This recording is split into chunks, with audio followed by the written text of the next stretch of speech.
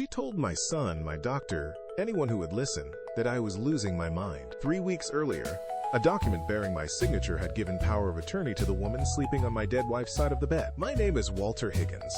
I'm 76 years old, and for 31 years I was a firefighter in Tampa, Florida. I've pulled people out of burning houses. I never once thought I'd need pulling out of my own. It started with a heart attack. February, a Tuesday. Mowing the lawn like I'd done every week since my wife Doris passed 3 years back. I woke up in Tampa General with tubes in my arm and my son Marcus's face hovering over me, gray with worry. Marcus lives in Charlotte, 8 hours north. He's got a wife, 2 kids, a job that doesn't bend easy. "Dad, you can't be alone in that house," he said. "I found an agency. They'll send someone good." Her name was Renee Castellano. 45. Dark hair always pulled back neat. A laugh that filled up a room. She showed up that first Monday with a casserole dish and a folder of certifications. Marcus checked the agency's license himself. Everything looked clean. Within a month, Renee wasn't just managing my pills and my meals, she was managing me. She drove me to cardiology. She remembered that Doris used to make me chicken and dumplings every Sunday, and one Sunday Renee made them too.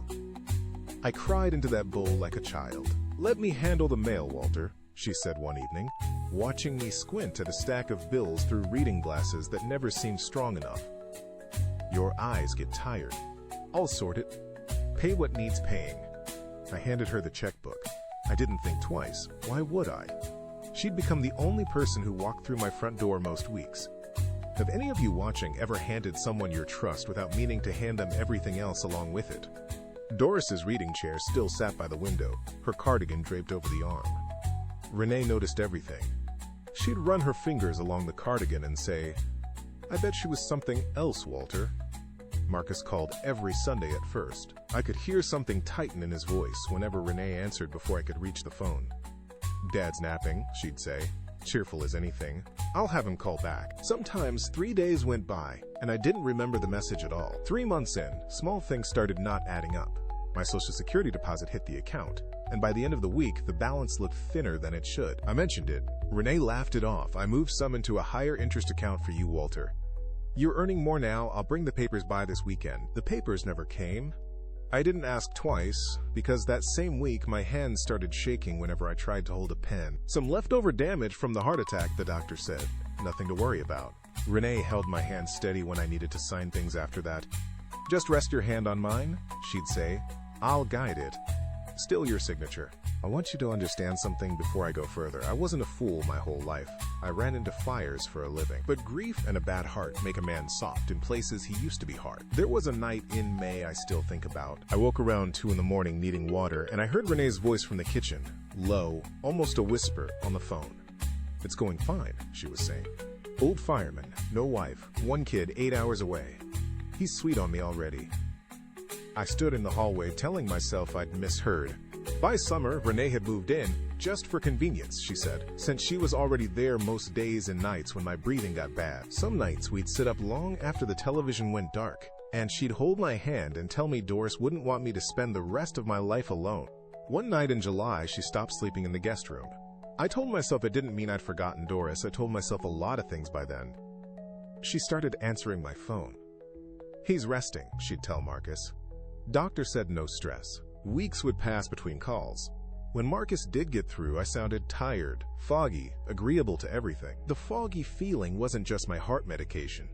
It was also the new pills Renee had started giving me at night, ones she said the cardiologist prescribed. I never once saw a bottle with my doctor's name on it. Here's where it gets worse. Gene told me later he'd started watching Renee closely after she snapped at him for asking why I hadn't been outside in weeks. One October afternoon, he knocked on my door, pale. "Walter," he said, "that woman living with you. I need to show you something." On his phone was a news article from Sarasota, 2 years old. A photo of Renee, except the article called her Diane Kessler, charged with exploitation of the elderly. Charges dropped when the victim, an 81-year-old widower, refused to testify. He died 6 months later alone and estranged from his children. We learned later she'd applied to the agency under the Castellano name. The Sarasota case had been filed under Kessler. Nothing connected to the Kessler case had shown up on the agency's background check. I confronted her that night, and I watched her face do something I'd never seen it do before. It went flat. Businesslike. "Walter, you're confused," she said, voice cold as tile. "The doctor's worried about your memory. I've been documenting it. For your own protection." That was the first time I heard the word guardianship come out of her mouth, and it sat in my chest like a stone. I didn't yell. I didn't argue. Something in me just went quiet. The same quiet I used to feel walking into a building I already knew was going to collapse. You stop thinking about being angry. You start thinking about getting out alive. I went looking for my papers that night while she slept, moving slower and quieter than I had in 30 years of house fires. What I found in her drawer stopped my heart worse than February ever had. A power of attorney with my signature, dated 3 weeks earlier, a day I had no memory of signing anything. Bank statements showing an account I.D. never opened. $187,000 had been moved into it over 8 months. My pension, my Social Security, and the proceeds from selling my late father's fishing boat, which I never gave anyone permission to sell. Some of the transfer forms carried signatures that looked like mine. Others were made electronically, months before any power of attorney existed. Beneath the bank statements sat a half-finished petition to have me declared incapacitated. Beside it was another form naming Renee as the woman willing to serve as my guardian. And underneath all of it, in a velvet box, Doris, con sus wedding ring, the one Renee told me she, taken, to get cleaned. A pawn shop receipt was folded inside the box instead. Tucked behind the bank statements was a folder with 3 other names in it, 3 other old men, 3 other addresses, all in Florida, all within the last 6 years. One name made my stomach drop. Raymond Cole, a retired Hillsborough County firefighter, shaken hands with twice at union dinners. His file ended the same year he died. Renee Castellano was in borrow too, even her real name, and it was in Gleda. It's the only one she, used. I was in Gleda, to her first house. I was in Gleda, to her first fireman. My hands were shaking so hard I dropped the folder twice. 31 years running into danger, and I had never been that afraid in my own bedroom. My first thought was to call 911. Then I thought about the incapacity petition sitting in that drawer, about how carefully she'd built her case that I was confused. Who would the police believe at 4 in the morning? The calm caregiver with paperwork, or the old man who couldn't remember signing his own name? I called Marcus instead. He was in the car within the hour, his wife driving so he could stay on the phone the entire way. When he arrived, Renee was already gone, along with my truck, $3,000 in cash from my safe, and every framed photograph of Doris that used to sit on my dresser. She left the frames. Just took the pictures. I still don't understand why that detail is the one that keeps me up at night. Marcus took the pill bottles straight to my cardiologist that same week. The doctor had never prescribed them. Marcus turned the bottles over to the police that same afternoon. That was when I understood the confusion Renee kept describing to people wasn't something she'd found in me. It was something she'd been building. The police found her 11 days later in Jacksonville, in the middle of moving in with a 79-year-old widow named Patricia. Patricia's daughter had gotten suspicious after finding the same Sarasota article Jean had shown me. Renee was arrested. Diane Kessler, whichever name you want to use, was later released on bond while awaiting trial for exploitation of the elderly across 3 counties. My lawyer says I might recover 40% of what's gone. The truck came back with a cracked windshield. Doris's ring did not come back.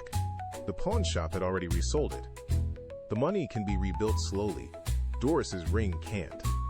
At the arraignment, I sat 3 rows behind Renee, close enough to see the same neck I used to watch bent over my stovetop making dumplings. She never turned around once. Mostly I just felt tired.